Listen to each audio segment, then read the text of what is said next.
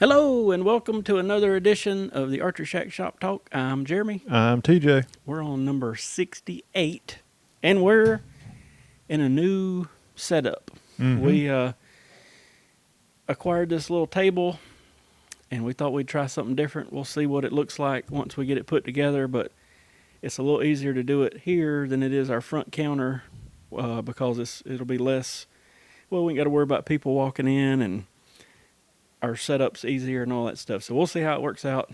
Go from there. But anyway, glad y'all are with us. Yep. It's getting near Christmas time. Merry Christmas. Yep. Merry Christmas, everybody. It is. I need to take my hoodie off because it's like 66 degrees mid-December here in South Carolina. Crazy, I know. But here we are. It's been cold. First of this week, it was in the 20s at night. And now it's in the 50s at night and 60s, almost 70s during the day. So I don't know about all this weather. But I like this setup so far because we can put bows. I was just seeing, it looks like you can see good down here. Put bows we're talking about and all that in front of us. And it's more comfortable for us because we're not up on a high stool at the front counter. So we'll test it. We'll see what it feels like and what it looks like. And y'all tell us what you think. But maybe it'll work. We'll see. Anybody out there shooting any deer? It's like, in the last week or two, I hadn't heard that many people around here.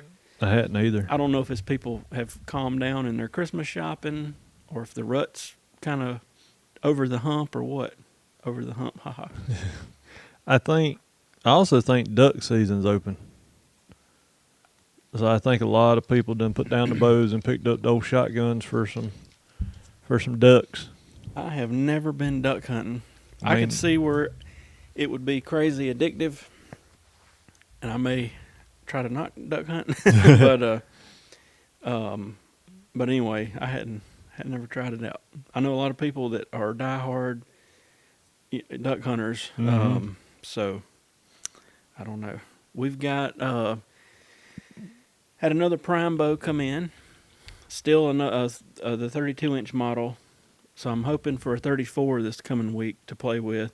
Yeah. We're waiting to get like the 32, 34, 36 in so we can do a full-blown review. I don't know if I'll do them all as one. That'd probably be easiest, or do 3 separate ones. But either way, just waiting on that. Had a few, mostly in the bear stuff. We got it's good for Christmas, the $400 package stuff. We got that in. Still got a few kids' bows left.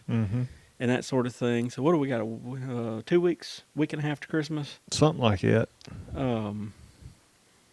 It's crazy how quick this year has went by. Yeah. I was just thinking, last night and I was like, man, it feels like we just left the ATA show. Yeah. And that was in January. Because I was thinking about when we did our podcast at that house we rented and all that stuff. Yeah. And it's going to suck this year because there's not one. Yeah. Anyway.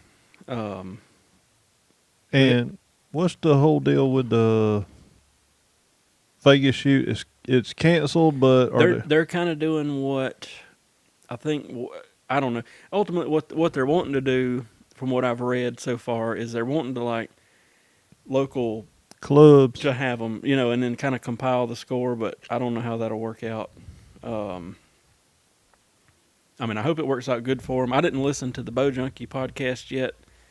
But I seen one pop up where he was with Bruce Cole, and I just seen him post that the NFAA needs people now more than that. So I'm just imagining this is really hurting them money-wise because all these shoots is, people join the NFAA, and then they go to the shoots and all that, and that's how they make their money. So yeah. I don't know. I seen something pop up right before we got on here. Greg Poole had posted something, and I just kind of scanned through it, and I don't know if they're trying to find an alternative location for the Vegas shoot this year, but just the Vegas shoot. You associate it with Las Vegas. Well, even if they had it, I would imagine it would be like 50% down because a lot of people are going to freak. And it sucks because that particular event has just been steady incline, what I mean, for like the past 5-10 years. And I swear one year I'm going, I don't even care really about shooting, although I want to shoot just to say I've done it, but just to see everybody and do the little trade show they have and all that stuff. But anyway, I'll throw out a couple questions. Somebody asked what's the best bow press for their home shop, and I hadn't emailed back, and there's two options there, you know, and we've talked about it before. Like if you want to go cheap, I would go with like a portable press, the Synum press, SYNU, is that right? SYNNUM. That's Yeah. it. Look that up on YouTube. It's a neat press. It is. I think it's $100 or a little under, and it's a portable press. I've been meaning to order one just for when we go to these shoots to have it. We really never had a major malfunction at a shoot, but I'll try to go prepared. I mean, I'll take fletching jigs and everything, backup peeps and strings and this and that. Just you never know. You know, what if somebody knocks your bow over and it hits a stick and blows up? Or, you know, I've seen some crazy stuff happen. Yep. People's derailed bows and stuff at these big shoots. But the Synum press is the way to go for like a portable. But the Easy Green from Last Chance Archery, it runs somewhere around $400, I think, retail. If you're going to get like a solid press, that's the way to go. And I've seen them used. I mean, there's not a ton of them that sell used because everybody keeps them. But I mean, I've seen them go used for around $300 if you really watch. But they go quick. So Yeah. those are a couple to look into. And then, you know, Last Chance makes more expensive ones, and really the only differences are they're a little more fine tunable as far as they do the exact same thing, but you know, some of them are powered. You just push a button and it presses, and they have different axis stuff that moves. But just really all you need is that Easy Green, and you can even add a drawboard attachment. Yeah, the drawboard. I think what is it, around $200? I think so. So you can do everything with that, you know. Yeah. But, you know, for $100 or less, you know, I'd go Synum. Like you said, that Synum press is, and, you know, if I remember right, they've got the adapter for the wide limbs. Does it come in there in the kit, or? I have to look again. I hadn't looked in a while. I feel like it don't, but I could be wrong. And that would be my question before I bought it, is like on these primes, for example, they're really wide limbs. Would it fit? So I don't know. Somebody asked, does a 1/1000th versus 3/1000th versus 5 or 6,000 arrow really matter? I hadn't tested this in a while, but I remember when I was really into competitive shooting, like 2004, 5, 6, when I was like every weekend traveling somewhere a couple hours, and the arrows I was shooting, I was shooting the 1/1000ths because that's just what I thought I should do. But I bought some of the 3 and the 6s at the time, mixed them all together in 80 yards, put up a big 122 centimeter field target, and shot them and shot them and shot them and shot them and shot them, and documented the hits. And there was no noticeable difference in the 1, 3s, or 6s. And after that, I was like, well, crap. You know, like I'll buy sometimes a dozen, say 6,000th arrows, spin them. Sometimes, like I've took Black Eagle Outlaws that are supposed to be 5,000ths plus or minus, and they've been like 2,000ths total. You know what I mean? The whole batch. But anyway, I will spin them, pick out like my best 6, and then ultimately I'll number them. Like 1 through 6 will be super close together, and then the rest of them will be grouped. You know, so that way I just know, like, shoot numbers 1 through 6 first, and then if I start really screwing, or well, not me. If TJ starts tearing my arrows up, then go to the rest of them. But that's kind of how I do it. Oh, me. Am I ever going to live that down? I doubt it. Yeah, you're right. I doubt it. Somebody asked, what is the best way to find out what my bow's worth? And that's hard to do sometimes, because, like, if it's just a bare bow, it's pretty easy. Yeah.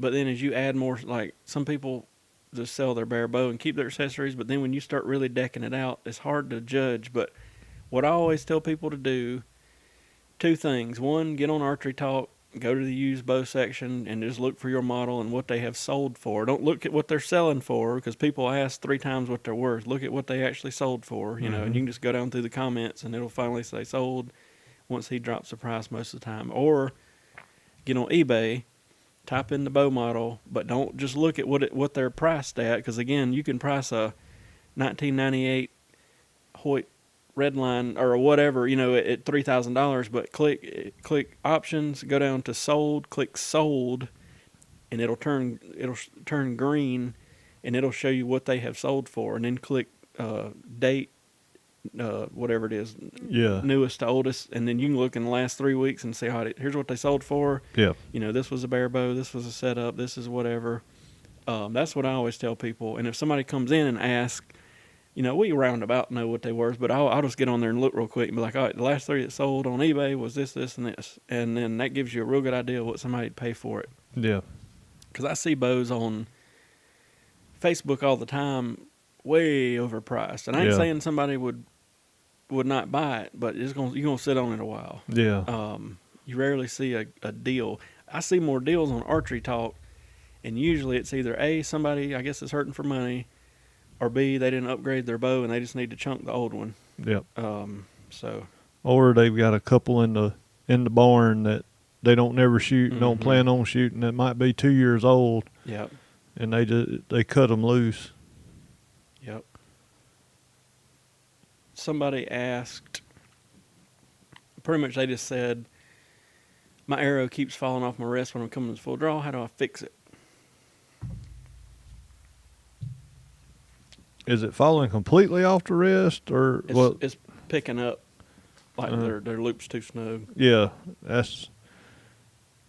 that'd be the biggest problem. You get a little knock pinch. Your loop is too tight against the knock of the air, unless you're shooting. And they didn't say what wrist it was, did they? No. I wonder if it could be a lizard tongue. Well, it could be, but I'm betting it's just a drop away. Yeah. People, if you look at some of our tuning videos, you got to leave a little bit of play when you put a loop between, when you snap your arrow between a loop, it's got to have a tiny bit of play. I'm not talking about a bunch, but like a one strand, one loop, you know, because if you don't, it'll preload it when you pull it back, and it'll pick it up off the wrist, and it'll make you mad. So my guess is that's what it is. Mm-hmm. Either click, if you're watching, click back through some of our videos where we set up bows, and we do what we call knock ties. We'll tie these little pieces of serving in between the loop so that, you know, the loop can't squeeze down on the arrow. I would highly recommend that. Mm-hmm. Or just at least stick your knock in there, wiggle it up and down, and spread that loop out a little bit, and then take some needle nose and really bow up on it and get it tight. Yeah. Because that's ultimately what's happening there. Mm-hmm. I don't know of anything else that could be causing it, unless they just, really hammering back on it. Mm-hmm. That'd be the only causes I would know. Yeah. That I can think of off the top of my head. Yeah. Do I need a press to use a string separator? So a string separator is a little thing that we use. You stick it between the string, like if you got to put a rest cord in or a peep sight or anything like that. 99% of the time, I'd say yes, take the tension off the string before you do it, because what'll happen, especially the more twist you got in the string, the harder it is to get it in there. But you'll start stabbing at it, and you'll end up, ultimately, it's not that big a deal, but it'll start fraying the string up, and it'll look like crap. So if I use it, I'll usually put it in the press, and you ain't even got to take all the tension off, but just take most of the tension off. Yeah. Because like putting a peep in, sometimes we'll get a bow in, and it won't have the little string where the peep to separate the strands, you know, and you'll have to take a couple stabs at it with that string separator. So, you know, take the tension off. That's a smart way to do it. And unless the only reason you wouldn't need a press is if you're changing a peep sight out and you don't have it served in. Yeah. You know, you've got that where that peep is split, you can take and put it in there and separate it and do what you need to with a peep. But other than that, press it, because you're going in. There has been rare instances of people blowing bows up because of string separators. So I've told this before, but back at Bucks and Bass, I had a guy buy a brand new bow. I remember he come in. I was like, "You don't want me to do anything to it?" He's like, "Nope, I just want the bow. I'm going home. I'm gonna set it up myself." Okay, sold it to him. He was back like 2 hours later, and the bow was blown all to pieces. And I was like, well, what happened? And he stuck a freaking butter knife in the string and turned it sideways, and boom. And I was like, well, what exactly possessed you to stick a butter knife in there? And he's like, well, I tried a screwdriver, and it wouldn't get in there. And I'm like, my Lord, man. Just talking to the guy beforehand, I thought he had a little bit of common sense. I was wrong. Yeah, I've heard the screwdriver story. I've heard the butter knife story. What else have I heard? Oh, good Lord. There's no telling. Yeah. Somebody asked, what is the fastest bow ever made? Regularly rated that I can think of would be the PSE full throttle at 370. Now, if you don't go off IBO specs, High Country made the Iron Mace, and you shot their arrows. What was their arrows called? Oh man, I can't remember. Anyway, they advertised you could shoot under 5 grains per pound, and they rated that bow at 400 feet per second. But it sounded, we actually sold 2 or 3 of them sometime in the early 2000s, but I mean, it sounded like a bomb going off, and it was rattly, and it just never caught on. Now, I still think maybe they were on to something about hitting that 400 feet per second mark, because it seems like we've hit the wall again for the past, how long, 5-10 years? Yep. They hit 370 and just hold the brake. So, what was that last obsession before they went to the 5-piece? It was somewhere between 360 and 370, because I kept thinking, all right, full throttle's days are numbered.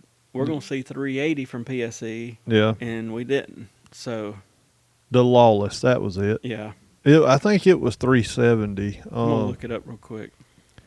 I think it was 370. And I hate to say this because I don't want to encourage it, but if I was a bow company, just to prove I could do it, I would make a bow with a freaking 4.5 inch brace height that was a 400 feet per second bow. You would have to say, now listen, this thing's going to tear your arm up. Yep. But we made it, you know what I mean? Because you'd get a lot of press off of that. Yeah. And I don't know what you could do to not make it slap an arm. I mean, maybe you could do like some of the bears and put double stops so that the string wouldn't advance too far forward. Yeah. But let me see here. Where's it at? I was looking up that Lawless. Like I said, that's the only one that sticks out in my mind, because you remember it had a short brace height on it. I got it up, but it's not telling me anything. What was it? 5 3/4 inch brace height. I'm on their page, but it's just giving me all the bull crap. Let me back up. I'm sure y'all are probably watching this and thinking, here's the specs. Yeah. I'm looking. See if you can find it. I can't find nothing else. Oh, let's see here. Here we go. I got it. 5 1/8 brace height, 370. I got 356. But hang on, make sure. This is the Lawless 4T. This must be an earlier or later one. Axle 32 3/4, 5 1/8 brace height, 370. Yada yada yada, 90% let off. I don't remember. Yeah.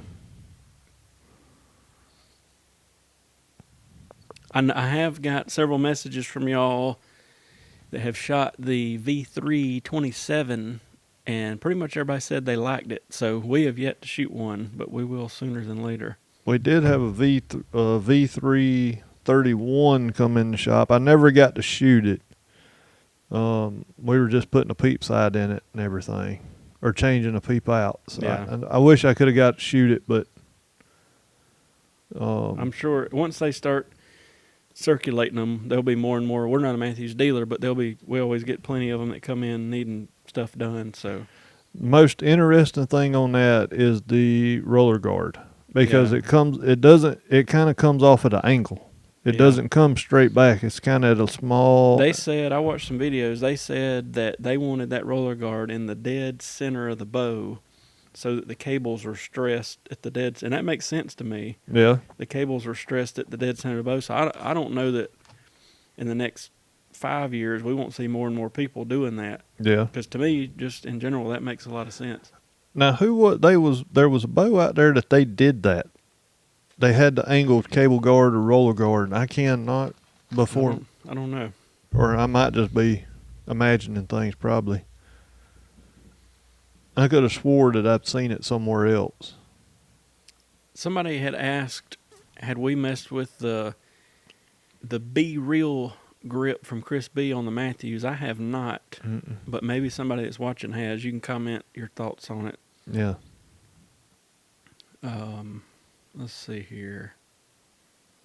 Oh, let's talk about the Embark situation. Oh, Lord. This is really not a huge deal from what I've heard, but so ultimately the story is Elite and PSE both this year came out with a bow called the Embark. But the way it went down was, well, see, a couple of years ago, PSE came out with a bow that was the name of a Trophy Ridge sight, and they already had it trademarked and all this stuff, and PSE had to change the name of the bow, and it wasn't a big deal, but for a dealer it was, because like we get in 2 or 3 of them and talk them up, and then people hear that name, and then they come back and we're like, well, they changed the name to this, and you got all these names mixed up. It's just a mess for us. But so I thought the same thing was going to happen this year, but what really happened was it's the new John Dudley cheaper bow, and we got them ordered, but he had trademarked it, I guess, a good while back. Elite produced the bow, and then I guess John Dudley and PSE sees it, so they contacted Elite and pretty much said, sell what you got, but you got to change the name of it. And I think, there's no lawsuits or anything like that involved, so that's good. Yeah. But it was funny because the rep came in and said there's a new knock-on bow coming out, talked it up. He didn't have any specs yet. He just said it's going to be an $800 bow. I was like, this is probably going to be a seller, so send us something. Well, we didn't have any specs on it, but it did come up on my order page through PSE that I have that kind of lets us know the status of orders, and it come up as the Embark. Well, a week or 2 later, Elite comes out with the Embark, and I'm like, oh, Lord. So in my head, I thought, well, PSE will probably just change the name of it before it actually, comes out. But I didn't know PSE was the first one with the name, so that's just interesting. It ain't like a big deal. I guess I seen somebody post that somebody was online making like it was a big deal, but I'm just saying it is, that would suck. I'd hate to be the guy that names all these bows every year, because you'd either have to come up with some way crazy names or just know you're going to end up doing what has happened here. Yeah. Well, this isn't the first time that there's been like I guess you can call it a trademark infringement or something like that. I mean, what was it last year, the whole Bowtech Matthews ordeal? I mean, nobody really heard about it. It was behind the scenes. And oh, yeah, the design stuff. Yeah. Yeah. So, it's not really that. But I'm sure you had some fanboys get out there and try to stir. I'm sure a lot of stuff goes on behind the scenes that most people don't know, or it just don't get out. So that's probably a good thing. But I'm interested to see that Embark and see how that cam system, that string system works on that one. Me too. Because it's not a 5-piece set; it's a 3-piece set. And it's weaved at the bottom, and then makes it look like a 5-piece. Yeah. So I know from what I've read I hadn't done a whole lot of research on it yet, but it said that we would be able to yoke tune the bow. Yeah, which I'm glad, because that's what I hate. Some of the newer stuff, you got to shim, and it ain't that big a deal, but it's a pain in the butt, because, you got to move it 10 thousandths, move it 20 thousandths, move it back, move it here, move it there, and it's just like, for one, I'll say this across the board with any bow at this point. You would think before it left that factory, they'd have that figured out. Yep. But I understand now with split limbs that each limb ain't the exact same deflection number and all this stuff. But like, I've seen bows really from every manufacturer come in here with factory, strings and all still on it, and them cams will be leaning like you would not believe at full draw. And I'm like, good Lord. So, we've even got to where we get new bows in from all the manufacturers that we stock, and we'll just go ahead and throw them on the draw board and check them just to be sure, because I don't want it to surprise us when somebody's in here to buy it and be like, good Lord, we're going to fix this thing. And then people are like, what? But they, it's something else. It is something else. So, oops, I'm hitting stuff. Well, and you don't want a customer come in here, because this has happened to me, and took the bow off the wall. Guy was probably going to buy the bow, got it to full draw, and the cam, and we didn't, and this is probably one of the first reasons we caught this, but the cable had jumped out the track. Yeah, it was leaning so bad. Yeah, and so I got the guy to let it down, and luckily I went over there, grabbed another bow, put it on the draw board real quick, and it was okay. But I mean, and we don't worry about sales here, but we actually lost a bow sale due to a factory issue, not a shop issue. It's just like I completely understand it now, but like back in Bucks and Bass days when we were there, we were under the assumption you pull a bow out of a box, that's the most in tune or in time or whatever it's going to ever be. Mm-hmm. And I remember the day that my opinion changed, I ordered a Matthews Q2, 2003 or 2, whatever year it was. Yeah. And I snatched that thing out of the box, and I thought, my Lord, this thing is heavy. I ordered a 70-pound bow, and it maxed out on like right at 80 pounds. So I called the rep, and I'm like, dude, did y'all send me 80-pound limbs? Because they didn't even make 80-pound limbs. I said, something's wrong. He was like, well, take the string cable off and measure it and see what you come up with. And I measured that thing in, I guess it was during the summer. It had stretched and did all this stuff, and it was all jacked up. And at that point, I thought, these bows really ain't coming in perfect. You know what I mean? Like, yep. So, but now more than ever, we have a lot of people. Like I say, we're not a Matthews dealer, but a lot of people, want us to set their bows up or whatever. So they'll go buy a Matthews and just get the bow and then bring it here and have us set it up. And we've had to flip top hats and do all this stuff, but I've seen it, no joke. I mean, I can't say that any bow we sell or don't sell is perfect, because stuff we sell and don't sell comes in, and them cams will be leaning, we'll be shimming and doing all this stuff. So, I mean, your best bet really with that is a double yoke 2-cam system, because, you can twist those yokes and lean that cam wherever you want it. But I don't know. It's just, like I said, I know the problem with the factories, they're shipping out 1 million of these things, or thousands at least. Yeah. And all the limb deflections are not the same, so each bow's different. Yep. But their schematic is saying put these shims here, and they're just quickly putting it together, probably drawing it on a machine a few times, shipping it. So it is what it is. That's where like the super tuning or whatever you want to call some of the stuff we do comes in, where you really go through a bow. And a lot of times a guy will bring a bow in, it'll be new or almost new, and he'll say, I just want you to go completely through this thing. And literally we will strip the strings and cables off of it, put it on our stretcher, measure it, get them perfectly to spec, put it back together, check the cams. I mean, do the whole 9 yards and get it perfect. But I just think you don't want to say that's absolutely necessary, but for somebody like me, it would be in my head. I hadn't checked this thing completely over and went through it. I'm not going to shoot good with it. Yeah. Because it's in my brain.